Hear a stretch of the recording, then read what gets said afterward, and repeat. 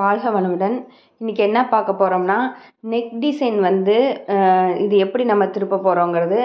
நான் இது வந்து என்ன பண்ணியிருக்கேன்னா, சுற்றி வர அடிக்கிறதோட சேர்த்து அடியில் ஒரு துணி வந்து எக்ஸ்ட்ரா கொடுத்துருக்கேன். இந்த நெக் டிசைனுக்கு நம்ம திருப்பி உள்ளே மடிச்சடிக்கிறதுக்காக துணி வந்து எக்ஸ்ட்ரா உள்ள அந்த டிசைனுக்கு அடியில் மட்டும் எக்ஸ்ட்ரா ஒரு துணி கொடுத்துருக்கேன். இப்போ நம்ம சுற்றி வர அடித்து முடிச்சிடலாம். சுற்றி வர அடித்து முடிச்சுட்டு இந்த எக்ஸ்ட்ரா கொடுத்துருக்க துணி பார்த்திங்களா, இது அந்த நெக்கோடு சேர்ந்துருக்கும்.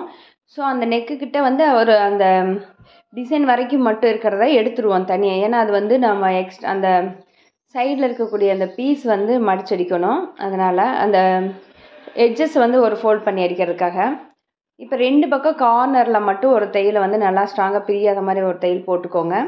மற்றபடி எக்ஸ்ட்ரா இந்த பக்கம் வரக்கூடிய நெக் அளவுக்கிட்ட வரக்கூடிய அளவு நமக்கு அந்த தையலை பிரிச்சுட்டு நமக்கு தேவையான அளவு மட்டும் விட்டுட்டு அந்த இடத்த வந்து அந்த துணியை வந்து என்ன பண்ணிக்கலாம், ஃபோல்ட் பண்ணி மடிச்சுக்கலாம். ஓகேங்களா? ஏன்னா இல்லைன்னா வந்து நம்ம தனியாக ஃபோல்ட் பண்ணி ஹெம்மிங் பண்ணணும்.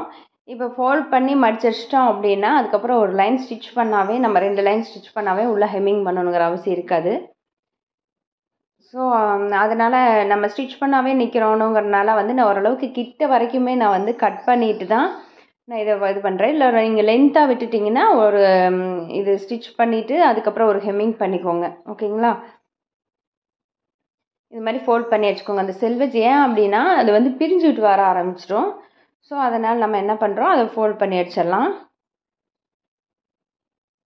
அடித்தாச்சு.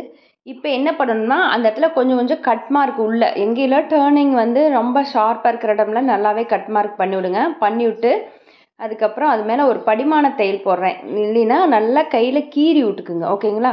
கையில் கீறி விட்டு படிமான தையல் தேவையில்லை.